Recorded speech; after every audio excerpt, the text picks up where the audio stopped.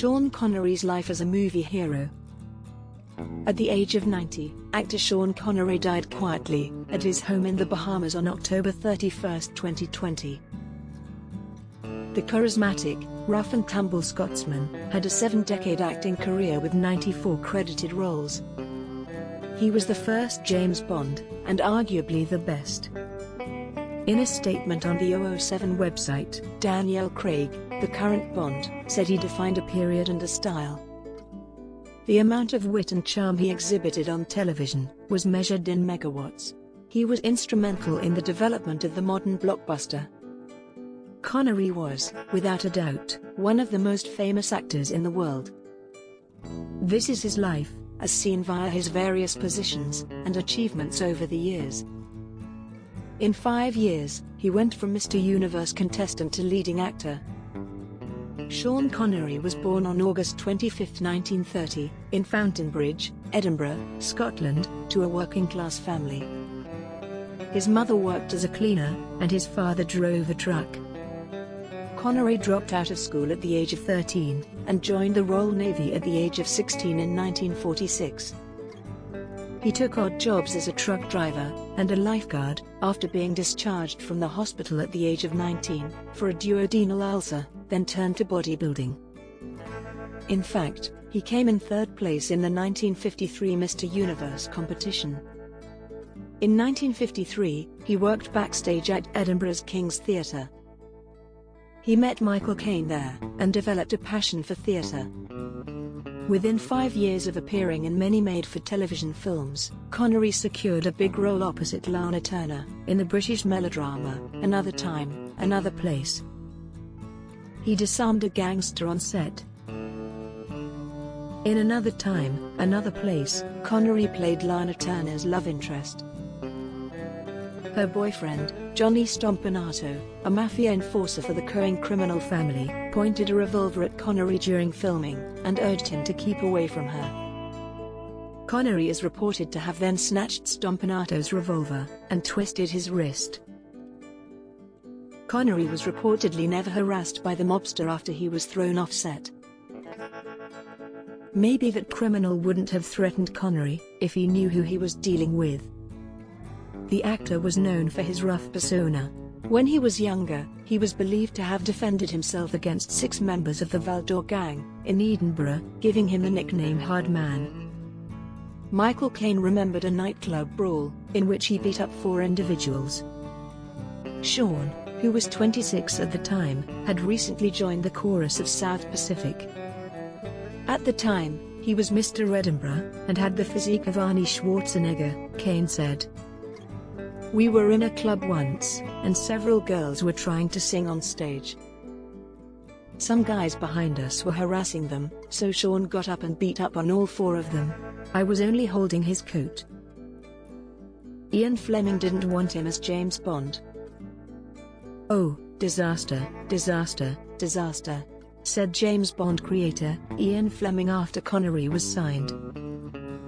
No one knew how Connery's performance would turn out, because he was known for playing the handsome boy. He almost didn't get the role. Cary Grant, Richard Johnson, Patrick McGoohan, Roger Moore and David Niven were all considered for the Bond role at one point. During the 1970s, Roger Moore played James Bond in 7 films. Oscar winner David Niven went on to play James Bond in the comedy Casino Royale, which is widely considered to be the worst Bond picture ever filmed. He was paid $16,000 for Dr. No. Dr. No was filmed on a shoestring budget of just $1.1 million, with the James Bond brand still in its infancy and studios fearful of the film's financial success. Sean Connery was paid $16,000 for his big role in the 1962 film, which translates to about $138,000 in today's money. Connery was said to be terrified of spiders. When a tarantula is placed in Bond's bed, in an assassination attempt in Dr. No, we see it walking over Connery, but the tarantula is actually walking on a piece of glass. A body double was utilized for the close-up scenes.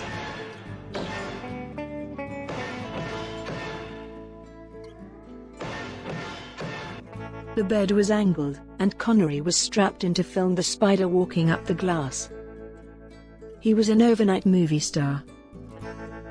The film Dr. No was a huge box office hit, grossing $59.5 million on a $1.1 million budget. Connery was no longer cast in made-for-TV pictures and forgettable romance films, only for his good looks. He was James Bond. James Bond is a fictional character. For a time, however, it was all he was. Outside of the Bond series, Connery would have to wait a little longer to find success. From Russia with Love, Connery's second Bond film, was his favorite.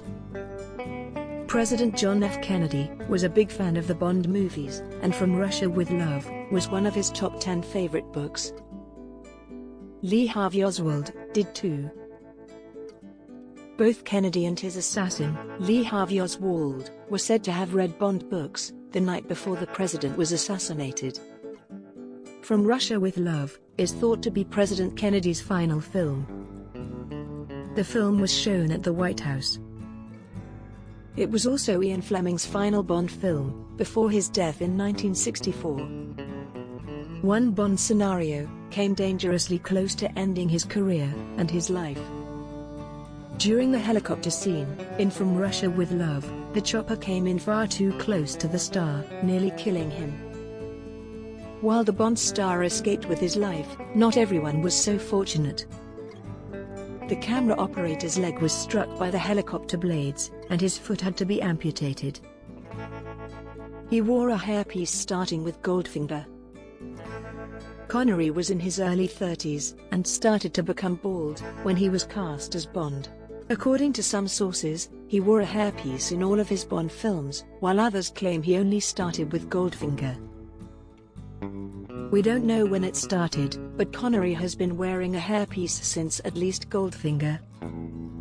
Women flocked to the Odeon Theatre to catch a glimpse of him. When Goldfinger opened in September 1964, tens of thousands of females came to the Odeon Theatre in London to see it, and possibly Connery. Englanders, mostly women, smashed the theatre's glass doors and stole life-size cutouts of Sean Connery and Goldfinger movie posters. The Kinematograph weekly newspaper reports that outside the Odeon Theatre, 5,000 people attacked the cops. In the near disturbances, the enormous glass door of the theatre was damaged, and police reinforcements had to be dispatched for. Thankfully, Sean Connery was not present.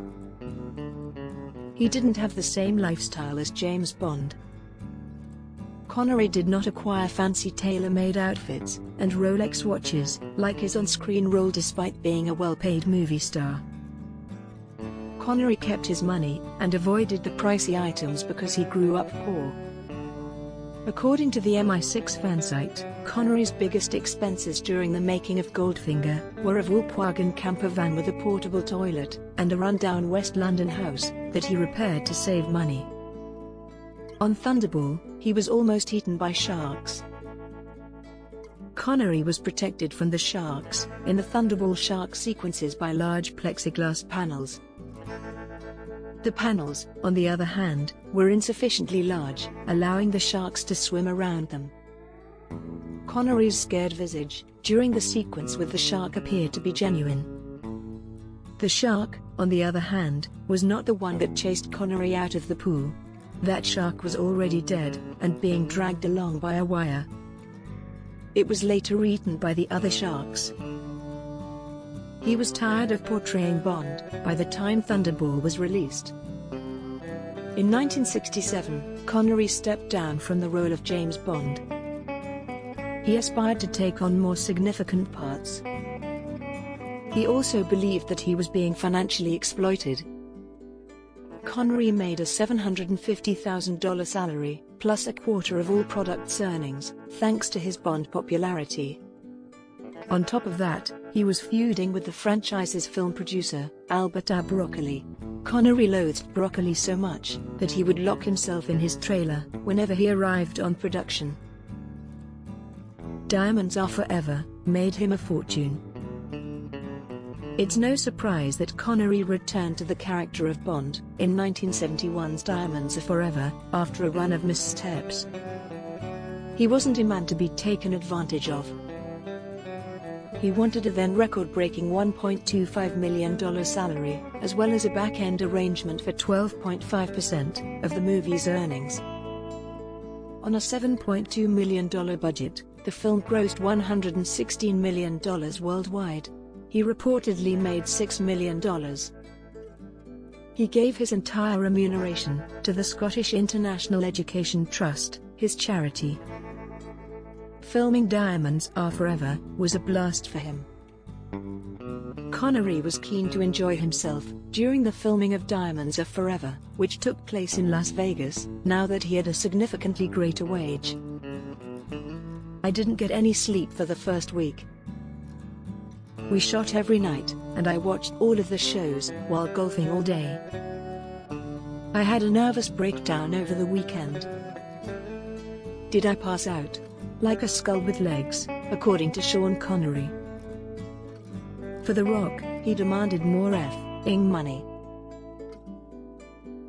Following Sean Connery's death, director Michael Bay wrote a touching homage to him. Connery stood up to Disney, which was sponsoring the 1996 action film, according to the director of The Rock. Bay informed Connery that Disney executives were going to scold him for being 2 days behind schedule, so Connery offered to assist, and paid a visit to Bay and the executives during their lunch break. "This boy is doing a wonderful job, and you're living in your Disney F-ing ivory tower, and we need more F-ing money," says Sean Connery in his trademark Scottish brogue. They reacted without missing a beat. "Okay, how much is it?" His career survived Zardoz. Connery received a large salary as part of the Diamonds Are Forever arrangement, which also guaranteed that Universal Artists would fund 2 of his projects. The Offense, a flop neo-noir criminal drama from 1973, was one of them. After that, he worked with John Boorman, the director of Deliverance, on Zardoz, which was not financed by Universal Artists. Connery wears a mankini in a post-apocalyptic future planet with floating heads, making this one of the oddest films of all time. It's essentially a trip on acid. That film was a flop, but it didn't doom Connery's career. For the part, he was paid $200,000. The film cost $1.6 million to make. For one scene in The Untouchables, he was rushed to the hospital. One sequence in The Untouchables, for which Connery won an Academy Award for Best Supporting Actor, was so violent that it sent him to the hospital.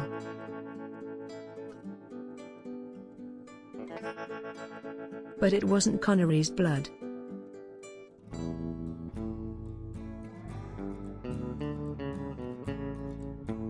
The squibs attached to him erupted in messy, corn syrup-drenched little blasts during his death scene.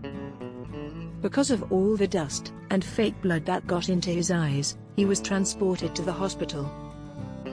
He turned down the part of Gandalf and lost out on millions of dollars as a result. Several actors were being scouted for Peter Jackson's The Lord of the Rings franchise, including Sean Connery. Connery was reportedly offered the role of Gandalf, but he turned it down because he didn't get the film. "I finished the books. I took a look at the script. I viewed the film. I'm still puzzled by it," he stated. He would have gotten a $30 million payday, plus 15% of the franchise's box office receipts, for a total of $450 million, if he had accepted the offer. He prepared for the hunt for Red October on a real Navy submarine. Connery was allowed permission to board the USS Puffer, a U.S. Navy attack submarine, to prepare for his role in the hunt for Red October.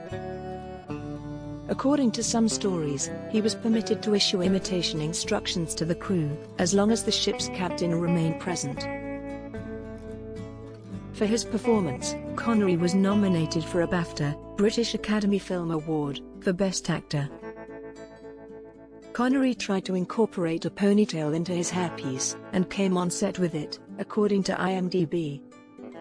Director John McTiernan was upset that the actor would try to force his vision for the character by going over his head. Mark Aramis, played by Sean Connery, would have worn the hip new look throughout the movie if the director of photography hadn't laughed and said it looked like the limp, swinging D, which became a staff joke.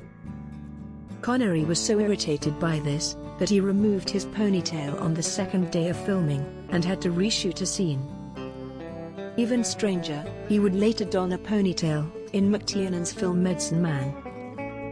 Don't know if this is true, but it's amusing. According to the Daily Mail, Connery despises signing his name because I'm not being compensated for it. These bastards sell my signature for hundreds of dollars on the internet. They're making a killing off my back. Connery was nominated for knighthood in 1997 and 1998, however his ceremony was reportedly postponed due to his Scottish nationalist views. Finally, Queen Elizabeth II knighted Connery in 2000 for his contributions to film drama. He was 69 years old at the time. The actor remarked, "It's one of the proudest days of my life." His legacy lives on. Connery retired from acting in 2006, although he came back for a voice acting role in the Scottish animated children's film, Sir Billy, in 2012. Connery filmed the documentary, Ever to Excel, on St Andrews University in Scotland in 2012. Those were the last roles he played. During his final months, Connery fought dementia while out of the spotlight.